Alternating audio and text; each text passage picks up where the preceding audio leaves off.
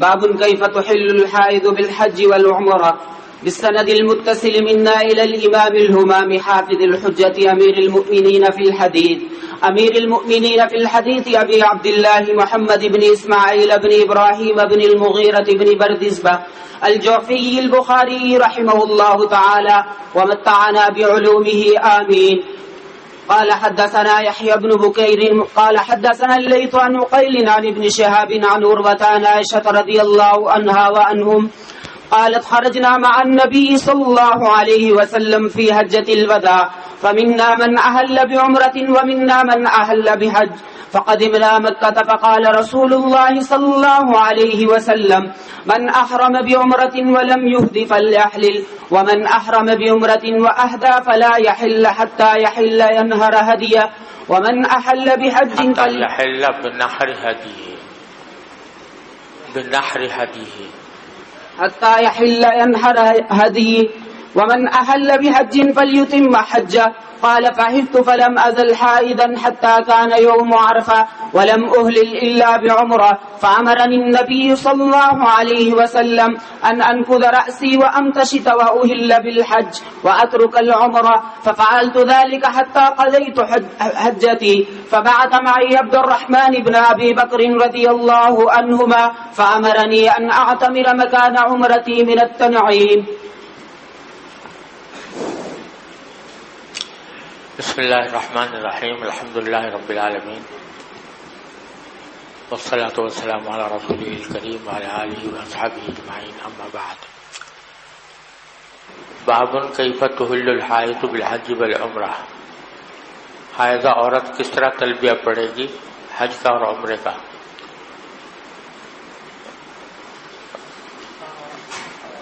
تلبیہ عورت کا کوئی تلبیہ مختلف نہیں ہوتا مردوں کے تلبیہ سے، اور حالت حیض میں ہو تب بھی وہ تلبیہ عام تلبیہ پڑھ سکتی ہے، یہ بتلانا مقصود ہے. اور وہی حدیث دوبارہ روایت کی ہے عائشہ رضی اللہ تعالی عنہا کی، خرجنا مع النبی صلی اللہ علیہ وسلم فی حجۃ الوداع فمنا من احل بعمرۃ ومنا من احل بحج. ہم میں سے کچھ لوگ وہ تھے جنہوں نے تلبیہ پڑھا تھا عمرے کا یعنی تمتع کیا تھا، اور ہم میں سے کچھ وہ لوگ تھے جنہوں نے تلبیہ پڑھا تھا حج کا یعنی افراد کیا تھا. فقدمنا مکہ فقال رسول اللہ صلی اللہ علیہ وسلم من احرم بعمرۃ ولم یہدی فلیحلل. رسول اللہ صلی اللہ علیہ وسلم نے فرمایا کہ جنہوں نے عمرے کا احرام باندھا تھا اور ہدی ساتھ لے کر نہیں آئے تھے وہ فلیحلل تو وہ حلال ہو جائیں. ومن احرم بعمرۃ واہدی، اور جنہوں نے کہ عمرے کا احرام باندھا تھا اور ہدی لے کر آئے تھے فلا یحل تو وہ حلال نہ ہو حتی یحل بنحر ہدیہ، یہاں تک کہ وہ حلال ہو اپنی ہدی کو نہر کرنے کے ذریعے. جو اپنی ہدی کو نہر کر دیں پھر حلال ہوں گے. اور اگر اس کو یوں پڑھا جائے کہ حتی یحل ینحر ہدیہ تو ینحر جو ہے یہ بدل ہوگا یحل سے، یعنی وہ حلال ہو جائیں، یعنی کیا کریں کہ اپنی ہدی کو نہر کر دیں پھر حلال ہو. ومن احل بحج، اور جنہوں نے کہ حج کا تلبیہ پڑھا تھا تو فلیتم حجہ تو وہ اپنے حج کو پورا کریں.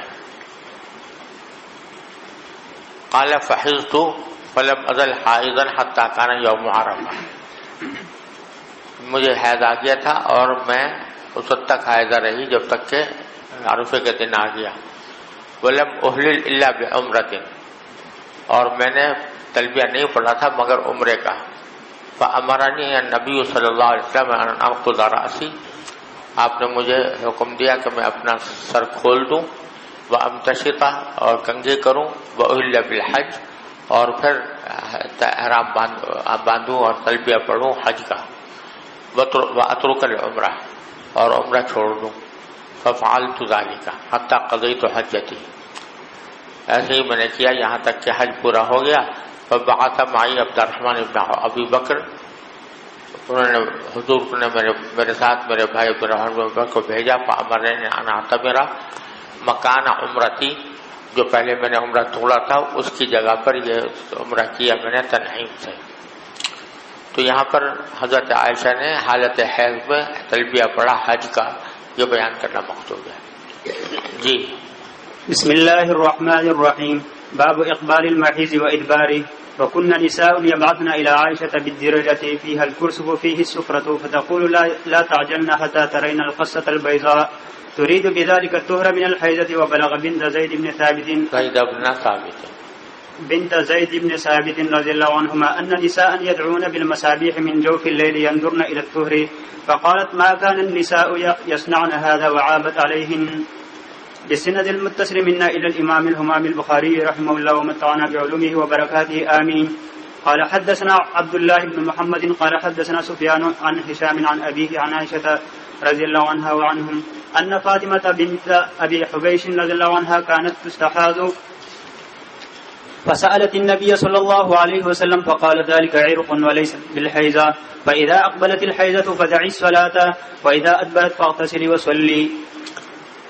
یہ وہی حدیث ہے جو پہلے بھی آئی تھی حضرت فاطمہ بنت ابی حبیش رضی اللہ تعالیٰ عنہ کے بارے میں، کہ وہ ان کو استحاضہ ہوتا تھا. تو انہوں نے نبی کریم صلی اللہ علیہ وسلم سے مسئلہ پوچھا کہ میں کیا کروں، مجھے مستقل خون جاری رہتا ہے تو کیا نماز چھوڑے رکھوں؟ پہلی حدیث میں گزرا ہے. تو آپ نے فرمایا کہ ذالک عرق، یہ تو کوئی رگ ہے جو جس سے تمہیں خون آ رہا ہے، ولیست بالحیضہ، یہ حیضہ نہیں ہے.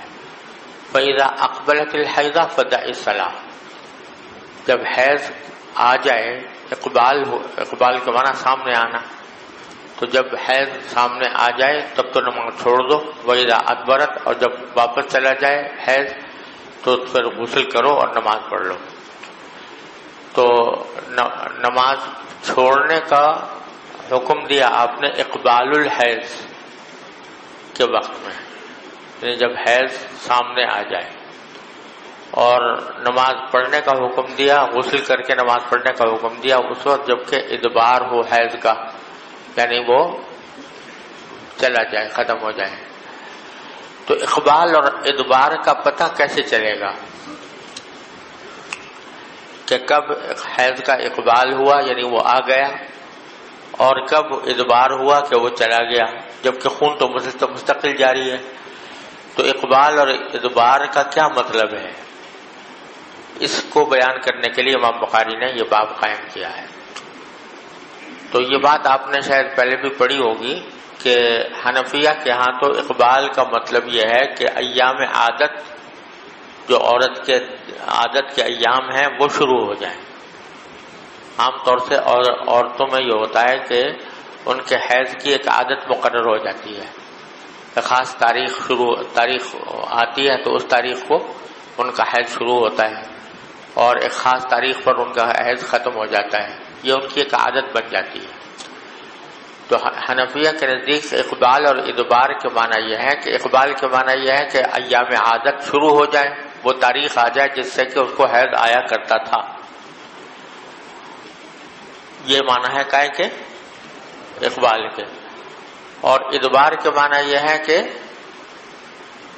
وہ ایام عادت ختم ہو جائیں، وہ تاریخ آ جائے کہ جس پر ان کا حیض بند ہوا کرتا تھا. سمجھ گئے نا؟ تو اقبال اور ادبار دونوں کا تعلق ایام عادت سے ہے، ٹھیک ہے. لیکن بہت سے ائمہ یہ کہتے ہیں، امام مالک، امام شافعی، امام احمد بن حنبل رحمۃ اللہ علیہ، کہ اقبال کا مطلب ہے ایک خاص رنگ کا خون آنا، کالا رنگ ہو یا سرخ رنگ ہو. تو جب خون کی ابتدا ہوتی ہے، حیض کی ابتدا ہوتی ہے، تو اس کا رنگ مختلف ہوتا ہے اس رنگ سے جب حیض بند ہو رہا ہوتا ہے اس کا. تو جو عورت پہچان سکتی ہو رنگوں سے کہ کون سا رنگ کا خون حیض ہے اور کون سا رنگ کا خون استحاضہ ہے، تو اس کو وہ ممیزہ کہتے ہیں. اس عورت کو کیا کہتے ہیں؟ ممیزہ، یعنی تمیز کرنے والی. کاہے میں تمیز کرنے والی؟ حیض اور استحاضہ میں تمیز کرنے والی بالالوان، رنگوں کے حساب سے، یعنی اس کو یہ اندازہ ہو جاتا ہے کہ کون سا رنگ ایسا ہے جو حیض کا رنگ شمار ہوگا اور کون سا رنگ ایسا ہے جو استحاضہ شمار ہوگا۔ تو اقبال کے معنی یہ ہے کہ ایسے رنگ کا خون آ رہا ہو جو حیض شمار ہوتا ہے، اور ادبار کے معنی یہ ہے کہ ایسا رنگ کا خون آئے کہ جو حیض کے بند ہونے کے بعد آتا ہے، سمجھ گئے؟ تو وہ حضرات تمییز بالالوان کا اعتبار کرتے ہیں، رنگوں کے فرق سے حیض اور استحاضے کا فیصلہ کرتے ہیں کہ اس رنگ کا آ رہا ہوگا تو حیض ہوگا، اس رنگ کا آ رہا ہوگا تو استحاضہ ہوگا، سمجھ رہے؟ یہ اختلاف ہے حنفیہ اور ائمہ ثلاثہ کے درمیان۔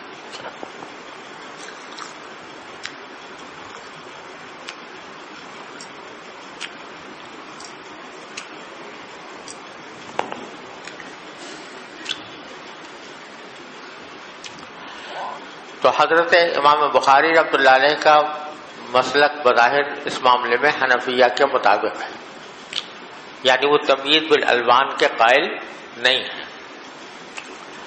بلکہ ایام عادت کا اعتبار کرتے ہیں کہ جب ایام عادت شروع ہوں تو حیض کا اقبال ہو گیا، اور جب ایام عادت ختم ہو گئے تو حیض کا ادبار ہو گیا۔ چنانچہ باب جو قائم کیا، باب اقبال المحیض و ادبارہ، محیض کا اقبال اور ادبار، اور اس میں جو روایت نقل کی ہے وہ وَكُنَّ نِسَاءٌ يَبْعَثْنَ إِلَىٰ عَائِشَةَ بِالدِّرَجَةِ فِيهَا الْكُرْسُفُ فِيهِ الصُّفْرَةُ، یعنی بتلا رہے ہیں کہ روایت میں آتا ہے کہ بہت سی عورتیں ہیں جو یہ سمجھتی تھیں کہ رنگوں کے ذریعے فیصلہ کرنا چاہیے حیض کا یا استحاضہ کا، تو بہت سی عورتیں خود سے تمیز نہیں کر پاتی تھیں کہ کون سے رنگ کا خون حیض ہے اور کون سے رنگ کا خون استحاضہ ہے، تو وہ کیا کرتی تھی کہ اپنی روئی جو انہوں نے رکھی ہوئی ہوتی ہے حیض کی روکنے کے لیے، اس کے اوپر خون آتا ہے، اس کو ایک ڈبیا میں بند کر کے حضرت عائشہ کے پاس بھیجا کرتی تھی کہ آپ ذرا دیکھ کے بتائیے کہ یہ رنگ جو آ رہا ہے مجھے یہ حیض کا ہے یا استحاضے کا ہے، سمجھے نا؟ تو وہ بھیجا کرتی تھی، تو حضرت عائشہ رضی اللہ تعالی عنہا ان کے سب کے جواب میں ایک ہی بات کہتی تھی کہ لا تعجلن حتی ترین القصۃ البیضاء، یعنی جلدی نہ کرنا غسل کرنے میں جب تک کہ تم بالکل چونے کی طرح سفید پانی نہ دیکھ لو، چونے کی طرح سفید پانی جب تک نہ دیکھ لو تو اس وقت تک جلدی نہ کرنا۔ کیا مانا؟ کہ جس رنگ کا بھی خون آ رہا ہو، چاہے وہ کالا آ رہا ہو، چاہے سرخ آ رہا ہو، چاہے پیلا آ رہا ہو، جس رنگ کا بھی آ رہا ہو اس کو حیض ہی سمجھتے رہنا یہاں تک کہ سفید چونے کی طرح رطوبت خارج ہونی شروع ہو جائے تو سمجھو کہ اب خون بند ہو گیا، سمجھ گئے؟ تو اس سے کیا پتہ چلا کہ حضرت عائشہ صدیقہ رضی اللہ تعالی عنہا کے ہاں الوان کا کوئی اعتبار نہیں، بلکہ جب تک کہ سفید نہ آ جائے اس وقت تک وہ حیض ہی شمار ہوگا۔ تو اس سے معلوم ہوا کہ تمییز بالالوان کا اعتبار نہیں ہے، بلکہ جب تک کہ سفید رطوبت خارج ہونی شروع نہ ہو جائے اس وقت تک اس کو حیض ہی سمجھا جاتا رہے گا، سمجھ رہے ہیں؟ کنہ نساؤن، یہ نساؤن اگر پڑھیں گے تو یہ خلاف قیاس ہے، کیونکہ کانت النساء ہونا چاہیے تھا، لیکن یہ خلاف قیاس کنہ نساؤن کہہ دیا کہ کچھ عورتیں تھیں یبعثن الی عائشہ، جو بھیجا کرتی تھی حضرت عائشہ کے پاس بالدرجہ، ڈبیا، درجہ کے بعد ڈبیا، فیہ الکرسف، جس میں روئی ہوتی تھی، فیہ الصفرہ، اس روئی کے اوپر پیلاہٹ کا نشان ہوتا تھا، وہ بھیجا کرتی تھی۔ کیوں بھیجتی تھی؟ یہ دکھانے کے لیے کہ یہ رنگ حیض کا ہے یا نہیں ہے. فتقول، تو حضرت عائشہ فرماتی تھی کہ لا تعجلنا، جلدی نہ کرنا، حتی ترین القصۃ البیضاء، یہاں تک کہ تم دیکھ لو قصہ، قصہ کہتے ہیں چونے کو، چونا، سفید چونا جب تک نہ دیکھ لو اس وقت تک جلدی نہ کرنا غسل کرنے میں، اور اس کو حیض ہی سمجھتی رہنا. ترید بذالک الطہر من الحیضہ، اور ان کے مراد یہ تھی کہ حیض سے پاک ہونے کے لیے جب تک سفید پانی نہ آ جائے اس وقت تک حیض ہی شمار کرتے رہنا، اس وقت تک حیض سے تم پاک نہ سمجھنا اپنے آپ کو. سمجھ گئے بات واضح ہو گئی؟ جی. عائشہ رضی اللہ عنہ نے تو سفید چونے تک کا اعتبار کیا تھا، جب تک اس طرح کا رنگ کا خون نہ آنے لگے اس وقت ہے سمجھنا. تو اس صورت میں بھی انہوں نے بظاہر ایسا لگ رہا ہے کہ لون کا اعتبار کیا، ورنہ تو وہی کہہ رہی تھی کہ وہ ایام جب تک تمہارے ختم نہ ہو جائیں اس وقت تک تم اس کو ہے سمجھنا. نہیں، مطلب یہ کہ رنگ جتنے بھی رنگ ہیں ان سب کو رد کر دیا نا. تو وہ سفید رطوبت جو ہے وہ تو حالت میں خارج ہوتی ہے طہر کے وقت میں، تو وہ اس کی طرف اشارہ کیا. وہ رنگ نہیں ہے، وہ تو سفید رطوبت ہے. سمجھ گئے؟ یہ ہو گئی. یہ تو ایک بات ہو گئی. اب آگے ایک اور دوسری روایت نقل کیا، بلغ بنت زید بن ثابت ان نساء يدعون بالمصابيح من جوف الليل ينظرن الى الطهر فقالت ما كان النساء يصنعن هذا وعابت عليهن. حضرت زید بن ثابت رضی اللہ تعالیٰ عنہ کی صاحبزادی ہیں، ان کو یہ اطلاع ملی کہ بہت سی عورتیں ایسا کرتی ہیں جب ان کے ایام حاجت ختم ہو رہے ہوتے ہیں نا، تو مثلا ان کو آج شام تک ان کے ایام عادت ختم ہو گئے. اب وہ یہ دیکھتی ہیں کہ کس وقت ہمارا خون بند ہوا، تو اس کو دیکھنے کے لیے رات کو مثلا رات تک بند نہیں ہوا تھا، جب تک سو رہی تھی، سونے کے لیے جب تک لیٹی اس وقت تک بند نہیں ہوا تھا. تو وہ بار بار رات کو چراغ جلا کر اور پھر اٹھ کے دیکھتی ہیں کہ اب بند ہوا یا نہیں ہوا، اب بند ہوا یا نہیں ہوا. بار بار اٹھ کر دیکھتی ہیں، ساری رات اسی میں گزار دیتی ہیں یہ دیکھنے کے لیے کہ خون اب بند ہوا یا نہیں ہوا، تاکہ اگر خون بند ہوا ہو تو پھر وہ غسل کر کے وہ عشاء کی نماز پڑھیں، اور اگر بند نہیں ہوا تو ابھی نماز نہ پڑھیں، اور فجر کے وقت جب بند ہو تو اس وقت فجر کی نماز پڑھیں. تو وہ بار بار چراغ جلا کر دیکھتی رہتی ہیں. تو حضرت زید بن ثابت رضی اللہ تعالیٰ عنہ کی صاحبزادی کو جب یہ اطلاع ملی تو انہوں نے اس عمل کو اچھا نہیں سمجھا اور یہ کہا کہ ایسا کرنے کی ضرورت نہیں ہے. شریعت میں اتنی سختی نہیں ہے، اتنی تنگی نہیں ہے کہ بار بار آدمی رات کو اٹھے اور چراغ جلا کر دیکھے کہ بند ہوا یا نہیں ہوا.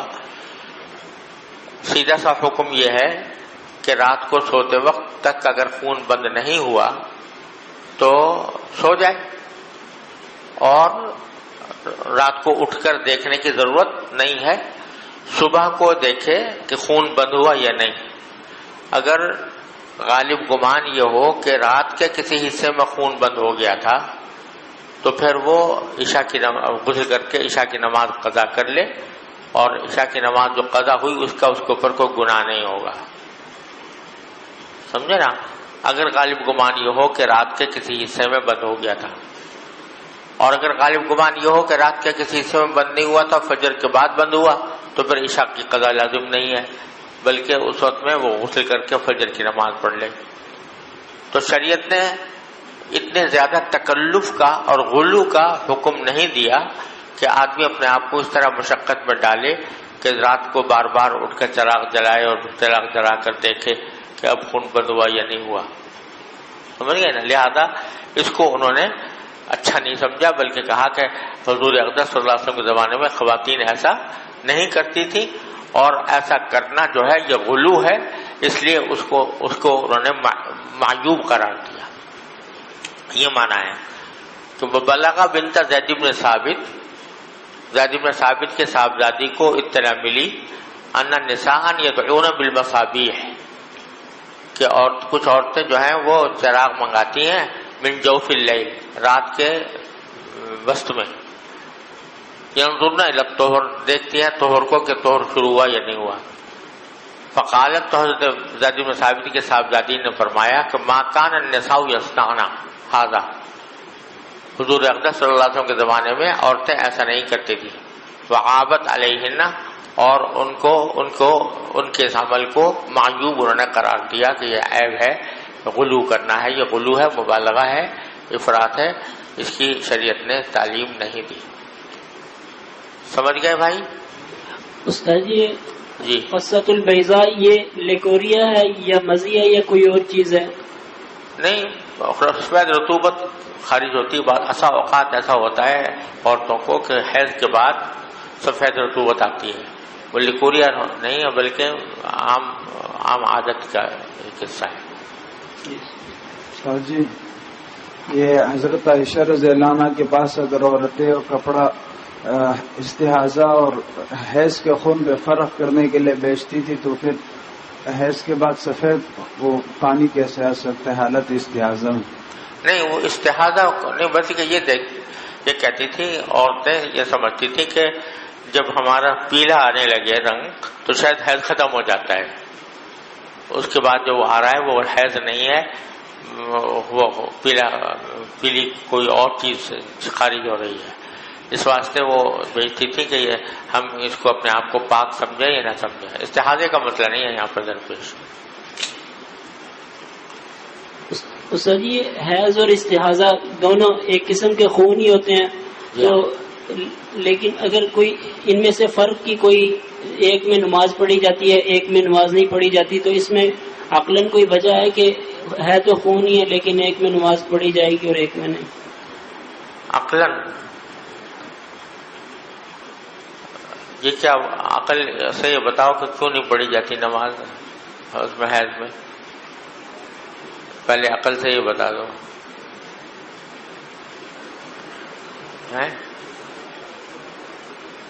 کہ حیض میں کیوں نہیں پڑھی جاتی نماز؟ تو پھر میں بھی بتا دوں گا کہ استحاضے میں کیوں پڑھی جاتی ہے۔ ارے بھائی اللہ تعالیٰ کا حکم ہے کہ حیض کے حالت میں نماز نہ پڑھو اور استحاضہ میں پڑھو، بس عقل کی کیا گنجائش ہے اس میں؟ جی باب لا تقضي الحائض الصلاة. فقال جابر بن عبد الله وأبو سعيد رضي الله عنهما عن النبي صلى الله عليه وسلم تدع الصلاة. فبه قال حدثنا موسى بن إسماعيل قال حدثنا حمام قال حدثنا قتادة قال حدثتني معاذة رضي الله عنها وعنهم أن امرأة قالت لعائشة رضي الله عنها أتجزئ إحدانا صلاتها إذا طهرت؟ فقالت أحرورية أنت كنا نحيز مع النبي صلى الله عليه وسلم فلا يأمرنا به أو قالت فلا نفعله. اب یہ باب ہے کہ حائضہ عورت نماز قضا نہیں کرے گی، یعنی جو نمازیں چھوٹ گئی ہیں حالت حیض میں ان کی قضا اس کے ذمہ واجب نہیں ہے۔ یہاں بھی عقل لگا لو کہ بھئی کیوں واجب نہیں ہے، کیونکہ چھوڑ دی نماز نکل گئی تو اللہ کا حکم ہے کہ نماز قضا نہیں کرے گی، روزے قضا کرے گی۔ وقال جابر بن عبد الله وابو سعيد رضي الله عنهما عن النبي صلى الله عليه وسلم تدع الصلاة. حضرت جابر اور ابو سعید رضی اللہ تعالیٰ عنہ نے یہ حدیث روایت کی ہے نبی کریم صلی اللہ علیہ وسلم سے کہ حائضہ عورت نماز چھوڑ دے گی۔ تدع الصلاة، تدعو کے لفظ سے استدلال کر رہے ہیں کہ تدعو اس وقت کہا جائے گا جب بالکل ہی چھوڑ دیں، اگر قضا کرنی ہوتی تو تدعو نہ کہتے، تقضی کہتے۔ سمجھ گئے نا؟ اب آگے حضرت معاذہ عدویہ روایت کرتی ہیں جو تابعیہ ہیں اور بڑی اولیاء میں سے ہیں، وہ روایت کرتی ہے نمراتن قالت عائشہ، ایک عورت نے حضرت عائشہ سے کہا اتجزئ احدانا صلاتها اذا طہرت، کہ کیا ہم میں سے کسی کے لیے کافی ہو جائے گی اس کی نماز جبکہ وہ پاک ہو؟ یعنی کیا پاک ہونے کے بعد جو نمازیں قضا ہوئی ہیں ان کو وہ ادا کرے تو وہ پوری ادا ہو جائیں گی. سمجھے نا؟ یعنی وہ یہ سمجھ رہی تھی کہ حیض کی حالت میں جو نمازیں چھوٹتی ہیں ان کی قضا واجب ہے. سمجھے نا؟ تو کہہ رہی ہے کہ کیا اگر ہم نماز پاک ہونے کے بعد نمازیں پڑھ لیں گے تو ہماری نمازیں ادا ہو جائیں گی؟ فقالت، حضرت عائشہ نے فرمایا احروریۃ انت، کیا تو خارجیہ ہے؟ حروریہ یہ حرورہ کی طرف منسوب ہے. حرورہ ایک جگہ کا نام تھا اور خوارج کا جو سب سے پہلا اجتماع ہوا تھا، خوارج نے اکٹھے جمع ہو کر جو اپنی تنظیم قائم کی تھی وہ حرورہ کے مقام پر قائم کی تھی. اس واسطے حروری کہتے تھے ان کو، خارجیوں کو حروری کہا جاتا تھا. تو خارجی لوگ جو تھے نا، یہ چونکہ ساری امت سے کٹ گئے تھے اور انہوں نے اپنی الگ دنیا بنا لی تھی، تو ان کو بہت سے احکام کا علم نہیں ہوا تھا. اپنی زندگی تو الگ قائم کر لی تھی نا، ساری دنیا کو کافر کہتے تھے، سارے صحابہ کرام کو کافر کہتے تھے. تو اس واسطے ان کی اپنی الگ دنیا تھی. اب جو احکام شریعت ہیں ان کا علم تو صحابہ کرام کے ذریعے ہی ہوتا تھا نا. اب صحابہ کرام سے جب یہ کٹ گئے تو ان کو احکام شریعت کا علم نہیں ہوتا تھا، تو بہت سے معاملات میں ان کو بالکل کچھ پتہ نہیں تھا. تو انہی میں سے ایک یہ بھی تھا کہ ان کا مسلک یہ تھا کہ حائضہ عورت جب حالت حیض میں جو نمازیں چھوٹ گئی ہیں پاک ہونے کے بعد ان کی قضا کرے گی. یہ خارجی لوگ کہتے تھے. سمجھے نا؟ تو جب حضرت عائشہ صدیقہ رضی اللہ عنہا سے اس عورت نے یہ سوال کیا کہ کیا ہم پاک ہونے کے بعد اپنی نمازیں پوری کریں، تو حضرت عائشہ نے کہا احروریۃ انتی، کیا تم حروریہ ہو یعنی خارجیہ ہو؟ کیونکہ یہ قول تو کس کا ہے؟ خوارج کا ہے کہ قضا واجب ہوتی ہے. احروریۃ انتی قد کننا نحیض، ہمیں حیض آیا کرتا تھا مع النبی صلی اللہ علیہ وسلم، حضور اقدس صلی اللہ علیہ وسلم کے زمانے میں، فلا یأمرنا به، تو ہمیں آپ اس قضا کرنے کا حکم نہیں دیتے تھے. او قالت فلا نفعله، ہم ایسا نہیں کرتے تھے، یعنی نماز قضا کریں پاک ہونے کے بعد. جی. باب النوم مع الحائض وهي في ثيابها. وبه قال حدثنا سعد بن حفص قال حدثنا شيبان عن يحيى عن أبي سلمة عن زينب بنت أبي سلمة رضي الله عنها وعنهم أنها حدثته أن أم سلمة رضي الله عنها قالت حست وأنا مع النبي صلى الله عليه وسلم في الخميلة فانسللت فخرجت منها فأخذت ثياب حيزتي فلبستها فقال لي رسول الله صلى الله عليه وسلم أنفست؟ قلت نعم، فدعاني فأدخلني معه في الخميلة. قالت وحدثتني أن النبي صلى الله عليه وسلم كان يقبلها وهو صائم وكنت أغتسل أنا والنبي صلى الله عليه وسلم من إناء واحد من الجنابة. حضرت ام سلمہ کی حدیث پہلے بھی گزری ہے کہ مجھے حیض آ گیا تھا جبکہ میں حضور اقدس صلی اللہ علیہ وسلم کے ساتھ تھی ایک کمبل میں، تو میں چپکے سے وہاں سے نکل گئی، وہاں سے نکلی اور میں نے حیض کے کپڑے پہنے. اسی سے امام بخاری نے تجوید الباب میں یہ کہا ہے کہ عورت جو ہے عورت کے ساتھ سونا جبکہ وہ اپنے حیض کے کپڑوں میں ہو. فلبستها فقال لي رسول الله صلی اللہ علیہ وسلم انفستی؟ قلت نعم فدعانی فادخلنی معه في الخمیلہ. آپ نے اپنے ہی کمبل میں مجھے داخل کر لیا.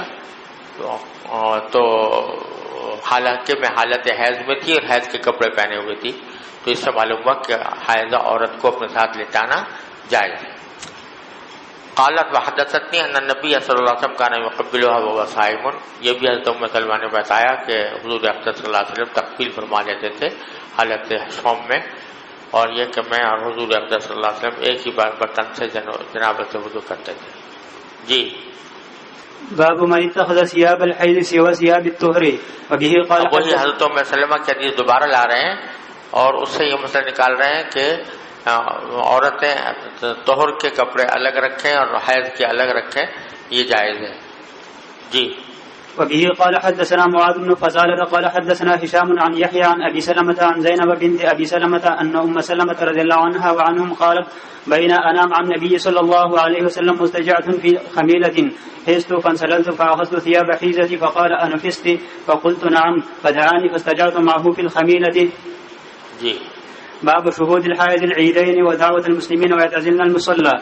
وبه قال حدثنا محمد بن سلام قال أخبرنا عبد الوهاب عن أيوب عن حفصة رضي الله عنها وعنهم قالت كنا نمنع عواتقنا أن يخرجن في العيدين فقدمت امرأة فنزلت قصر بني خلف فحدثت عن أختها وكان زوج أختها غزا مع النبي صلى الله عليه وسلم 12 غزوة وكانت أختي معه في 6 قالت فكنا نداوي الكلمة ونقوم على المرزى فسألت أختي النبي صلى الله عليه وسلم أعلى إحدانا بأس إذا لم يكن لها جلباب ألا تخرج قال لتلبسها صاحبتها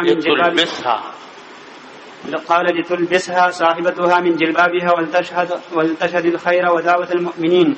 فلما قدمت أم عطية سألتها أسمعت النبي صلى الله عليه وسلم قالت بأبي نعم وكانت لا تذكره إلا قالت بأبي سمعته صلى الله عليه وسلم يقول تخرج العواتق وزوات الخدور والحيز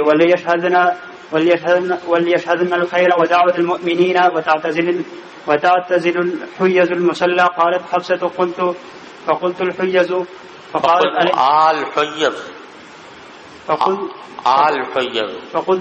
الحيز فقالت أليست تشهد عرفة وكذا وكذا. اب یہ بتلا رہے ہیں کہ حائضہ عورت کا عیدین کے موقع پر حاضر ہونا اور مسلمانوں کی دعا میں شریک ہونا اور مصلی سے الگ رہنا یا تعزیل المصلی مصلی سے الگ رہے. یعنی حضور اقدس صلی اللہ علیہ وسلم کے زمانے میں یہی حکم تھا کہ حائضہ عورتیں بھی عیدین میں جائیں اور مصلی سے یعنی عیدگاہ سے الگ اٹھ کر بیٹھیں اور مسلمانوں کی جو دعائیں مسلمان کریں وہ دعاؤں میں شامل ہوں. اس میں جو روایت نقل کی ہے وہ حفصہ بنت سیرین رحمۃ اللہ علیہ کی ہے. حفصہ بنت سیرین یہ حضرت محمد بن سیرین کی بہن ہے, تابعیہ ہے.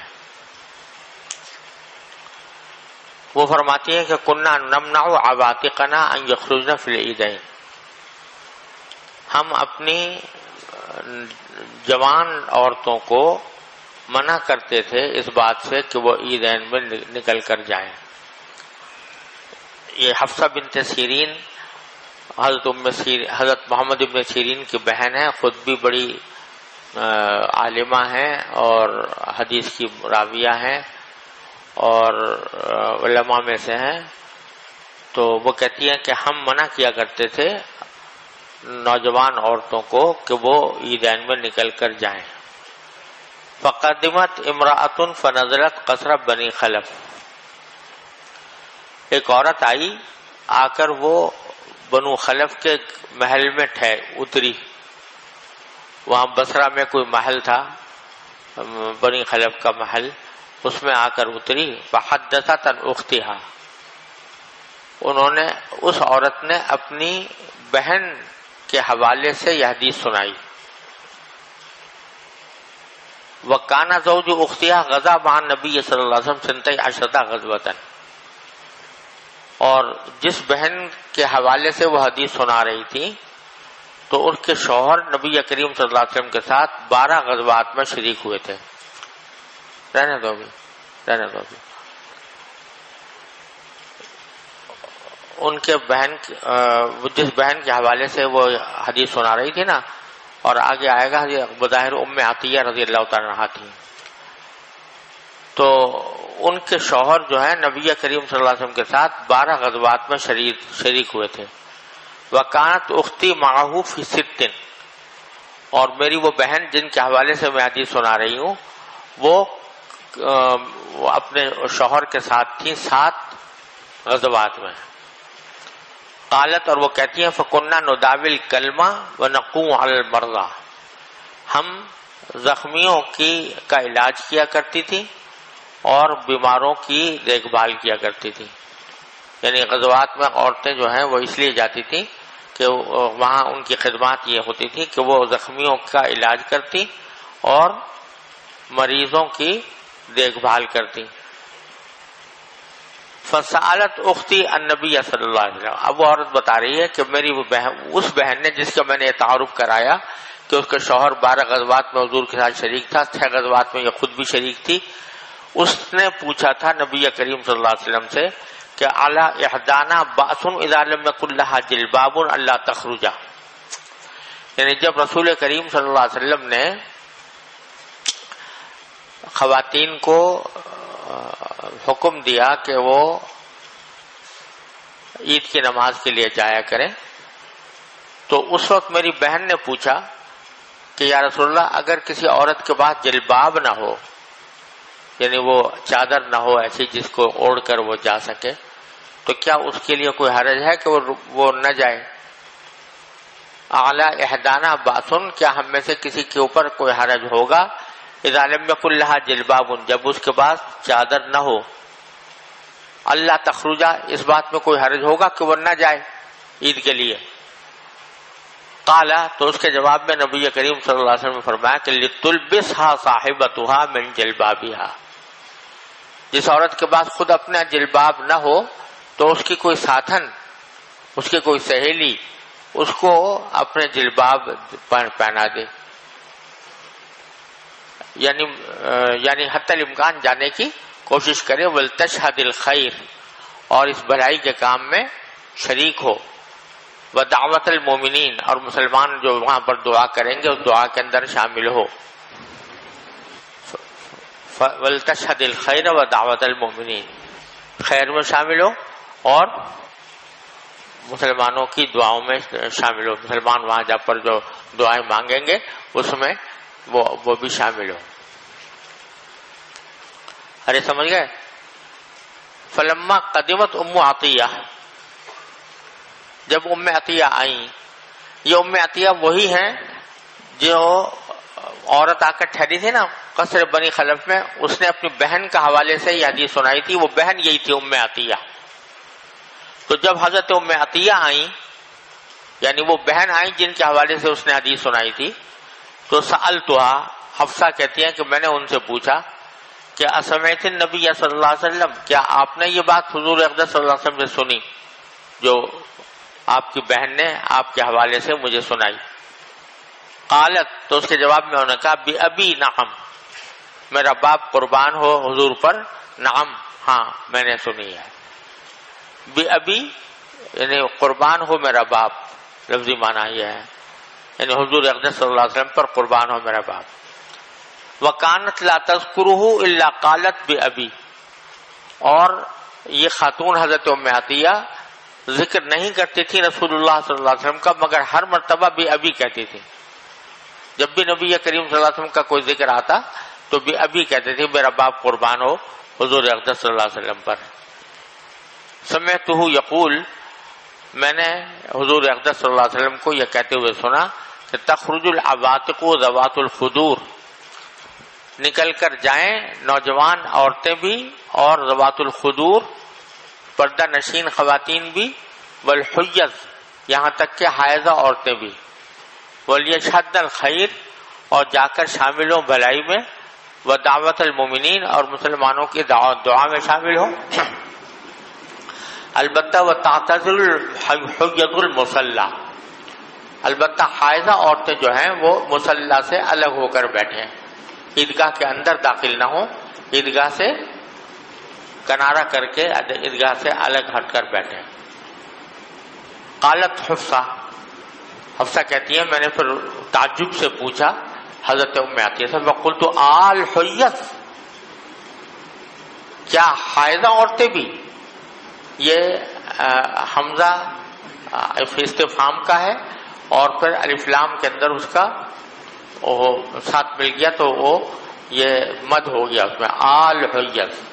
اور عام طور سے یہ طریقہ استعمال کیا جاتا ہے اس وقت جب کو کسی چیز پر تعجب کا اظہار کرنا مقصود ہو. تو آل حیض، تو کیا حائضہ عورتیں بھی جائیں گی عید کے لیے؟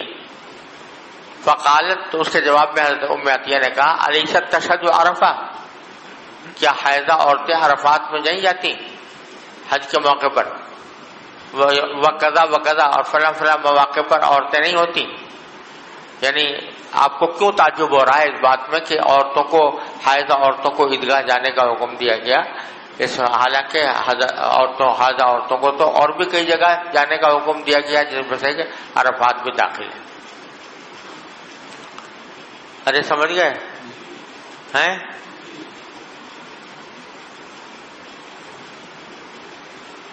چلو سر جی ایک سوال ہے. جی. یہ جو دعوت المؤمنین آیا ہے اس سے عید کے بعد اجتماعی دعا پر دلیل پکڑا جا سکتا ہے خطبے کے بعد یا عید کی نماز پڑھنے کے بعد؟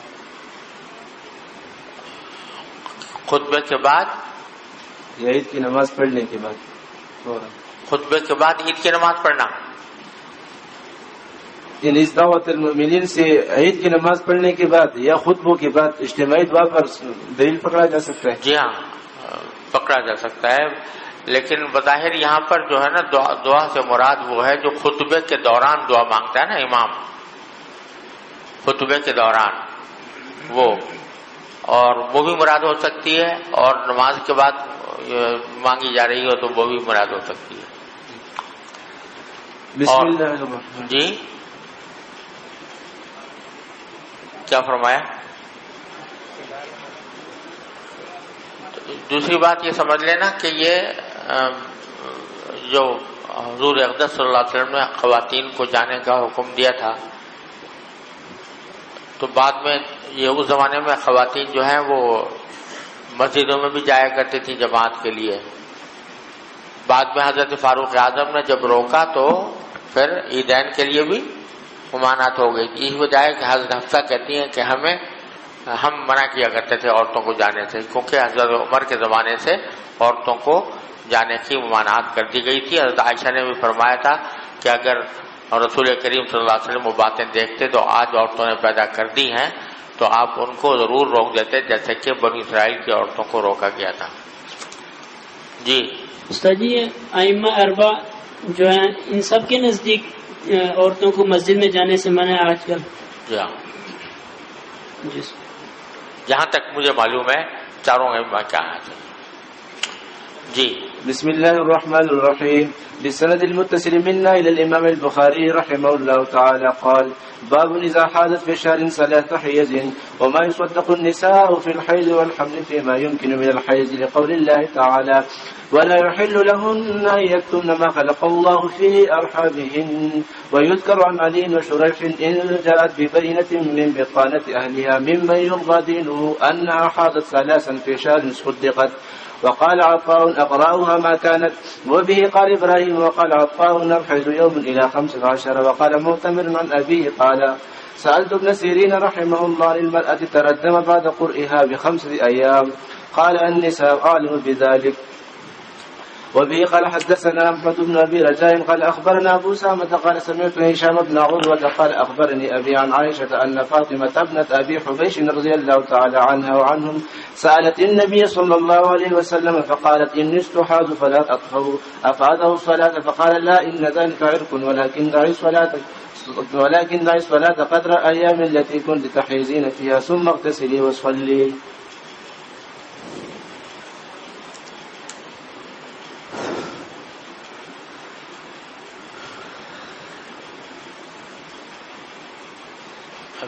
اب اس باب میں ایک مختلف ہی مسئلہ امام بخاری نے ذکر فرمایا ہے.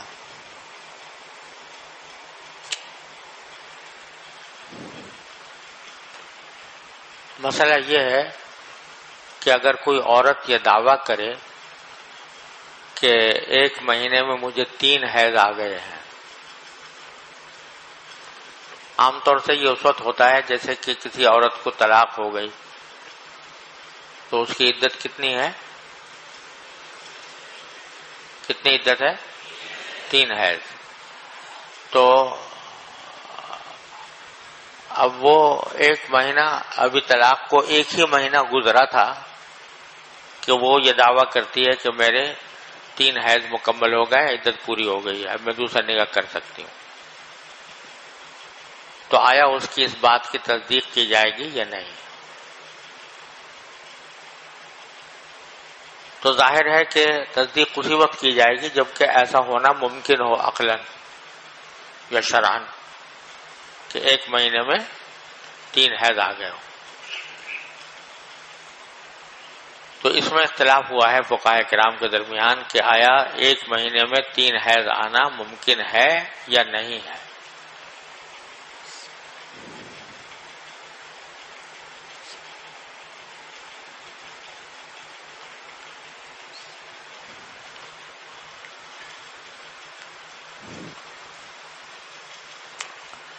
اور اس کا دار و مدار اس بات پر ہے کہ اقل مدت حیض کتنی ہے اور اقل مدت طہر کتنی ہے نا. تو اس میں جو اختلاف ہے وہ یہ ہے کہ اقل مدت حیض کے بارے میں آپ جانتے ہیں حنفیہ کے یہاں کتنی ہے؟ 3 دن. شافعیہ کے یہاں 1 دن 1 رات. اور امام مالک اور امام احمد ابن حنبل کے ہاں جو مختار مسلک ہے وہ یہ کہ اقل مدت حیض کوئی مقرر نہیں ہے، 1 لحظہ بھی ہو سکتا ہے. 1 لحظہ کو بھی حیض آئے تو بس کہہ سکتے ہیں کہ حیض ہوا. سمجھ رہے ہیں؟ اور اقل مدت طہر کے بارے میں حنفیہ، مالکیہ، شافعیہ تینوں کہتے ہیں 15 دن ہے، اور امام احمد بن حنبل کے نزدیک 13 دن ہے. سمجھ گئے؟ تو اگر اب ہر ایک کے مذہب کے اعتبار سے اگر دیکھو تو امام مالک کے ہاں اقل مدت حیض کتنی ہے؟ 1 لحظہ.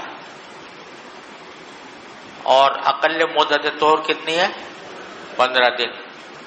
لہذا ان کے ہاں یہ ہو سکتا ہے کہ ایک عورت کو اس کے طہر کے بالکل آخری حصے میں طلاق ہوئی، پھر 1 لحظہ حیض آیا، 1 حیض سے 1 حیض پورا ہو گیا، 15 دن طہر رہا، پھر 1 حیض آیا 1 لحظہ، پھر 15 دن طہر رہا، تو 30 دن میں 3 حیض مکمل ہو گئے. تو 1 مہینے میں 30 حیض ہو سکتے ہیں، 3 حیض ہو سکتے ہیں. سمجھ گئے؟ اچھا، امام احمد بن حنبل کے نزدیک بھی یہ ہو سکتا ہے کیونکہ ان کے نزدیک بھی اقل مدت حیض کتنی ہے؟ 1 لحظہ. تو طہر کے آخر میں طلاق ہوئی اور پھر 1 لحظہ حیض آیا، پھر 13 دن طہر رہا. ان کے ہاں اقل مدت طہر 13 دن ہے. پھر 1 لحظہ حیض آیا، پھر 13 دن طہر رہا، پھر 1 لحظہ حیض آیا، تو 13 26 دن. سمجھے؟ دونوں. اور اگر ان کی وہ روایت لی جائے جس میں وہ 1 دن قلت مدت حیض کہتے ہیں تو 26 کے بجائے 28 دن ہو جائیں گے. ٹھیک ہے؟ تو 1 مہینے کے اندر ان کے یہاں بھی 3 حیض ہو سکتے ہیں. تو مالکیہ کے یہاں بھی ہو سکتے ہیں اور حنابلہ کے یہاں بھی ہو سکتے ہیں. امام شافعی رحمۃ اللہ علیہ کے نزدیک اقل مدت حیض کتنی ہے؟ 1 دن. تو 1 دن حیض اگر طہر کے آخر میں طلاق دی تو اور 1 دن حیض آیا، اس کے بعد طہر رہا 15 دن، تو پہلا طہر ہو گیا، پھر حیض آیا، پھر 15 دن طہر رہا. سمجھ گئے؟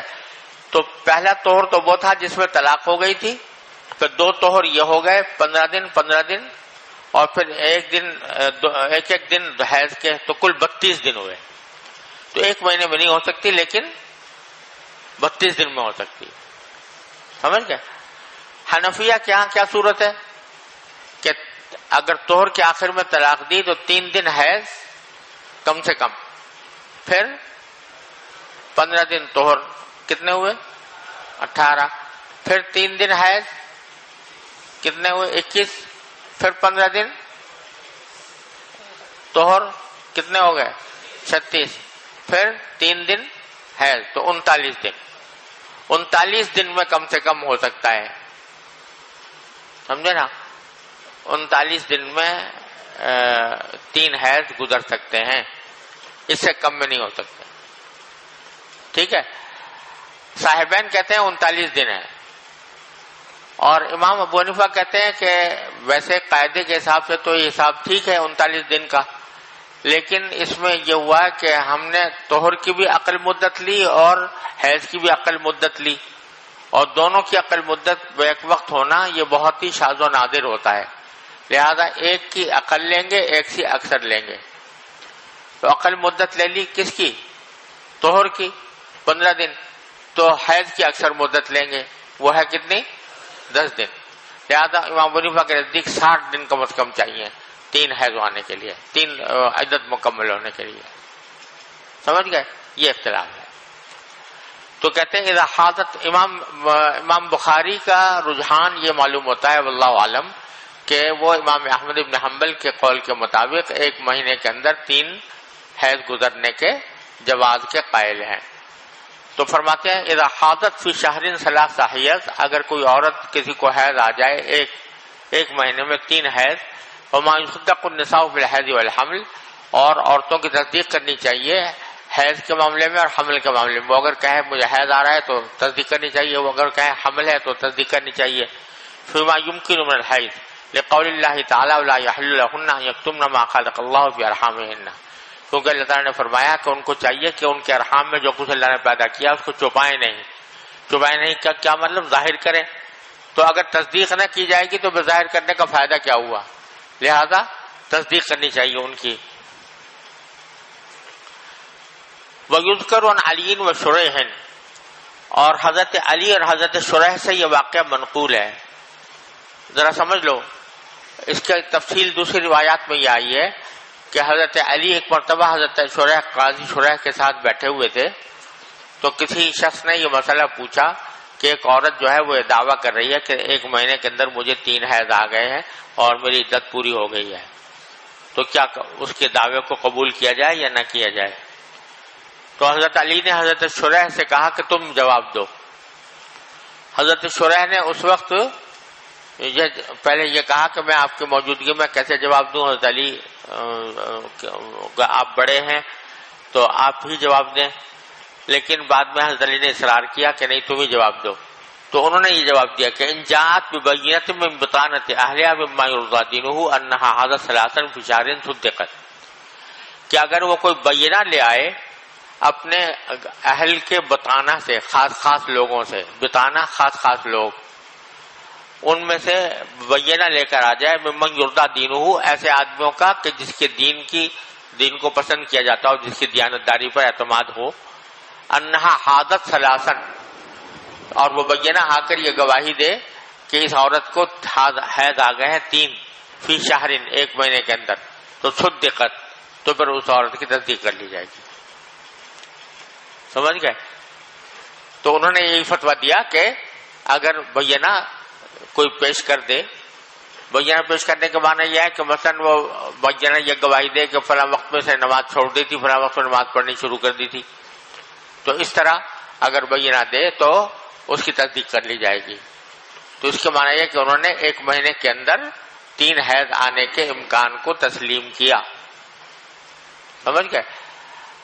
بعض حضرات کہتے ہیں کہ نہیں، تسلیم نہیں کیا، بلکہ یہ جو تعلیق کی انہوں نے شرط لگائی کہ بینہ لے کر آئے، یہ تعلیق بالبحال ہے. جیسے حتی یلج الجمل فی سم الخیاط، سمجھے؟ کیونکہ بینہ لانا اس بات کے اوپر کہ 3 مرتبہ 3 حیض آئے اور بند ہو گئے، یہ تو ان حضرات کا ہے نا کے قول کے مطابق ہے جن کے یہاں اقل مدت حیض 1 لحظہ ہوتی ہے. تو 1 لحظہ پر کہاں سے بینہ لائے گی کہ 1 لحظہ پہ خون آیا تھا؟ سمجھے نا؟ تو اس لیے بینہ لانا جو ہے یہ بالکل ناممکن ہے اور تعلیق بالمحال ہے. تو انہوں نے کہا اگر بینہ لے آتی ہے تو قبول کر لیا جائے گا، لیکن بینہ لا نہیں سکتی لہذا قبول نہیں کیا جائے گا. دوسرے حضرات نے یہ بھی اس کی تشریح کی ہے. وقال عطاء اقراؤها ما كانت، اور عطاء بن ابی رباح فرماتے ہیں کہ اس کے اقرا یعنی طہر اور حیض وہ ہوں گے جو ہوا کرتے تھے. یعنی جو دعویٰ کر رہی ہے نا وہ دعویٰ اس کو پرکھا جائے گا اس کے ایام عادت پر کہ اس کے ایام عادت سابق میں کیسے رہے ہیں، کتنے رہے. اگر اس کے مطابق وہ دعویٰ کر رہی ہے تب تو قبول کیا جائے گا، لیکن اگر ایام عادت تو کچھ اور تھے اور آج دعویٰ کچھ اور کر رہی ہے تو قبول نہیں کیا جائے گا. سمجھ گئے؟ وبہ قال ابراہیم نخعی کا بھی یہ قول ہے. وقال عطا الحیض عمر الی 15. عطا یہ کہتے ہیں کہ حیض جو ہے 1 دن سے 15 دن تک ہو سکتا ہے، یعنی اقل مدت حیض 1 دن ہے اور زیادہ سے زیادہ 15 دن ہے. وقال معتمر نبی قال سالت ابن سیرین عن المرأة ترى الدم بعد قرئها ب5 ایام. اور محمد ابن سیرین سے پوچھا گیا ایک عورت کے بارے میں کہ جو اپنے قرء کے بعد خون دیکھتی ہے 5 دن کے بعد، یعنی ایک مرتبہ پاک ہو گئی، پاک ہونے کے 5 دن کے بعد پھر خون آ گیا، تو کیا اس کو کیا حکم ہوگا اس کا؟ یہ پوچھا گیا محمد ابن سیرین سے. تو انہوں نے کہا النساء عالم بذلک. انہوں نے جواب میں کہا کہ عورتیں جو ہیں وہ زیادہ جانتی ہیں اس بات کو، یعنی کوئی جواب حتمی جواب نہیں دیا، اس سے کچھ نکالا نہیں جا سکتا کیونکہ یہ کہہ دیا کہ عورتیں زیادہ بہتر جانتی ہیں. اب بعض لوگ کہتے ہیں کہ اس کا مطلب یہ ہے کہ وہ عورتیں رنگ کے ذریعے پہچانیں گی کہ آیا خون یہ حیض کا ہے یا استحاضے کا ہے، لیکن ایسی کوئی تصریح ان کے قول میں موجود نہیں ہے. سمجھ گئے نا؟ آگے حدیث وہی روایت کر دی ہے جو فاطمہ بنت ابی حبیش کی حدیث ہے جو پہلے گزر گئی.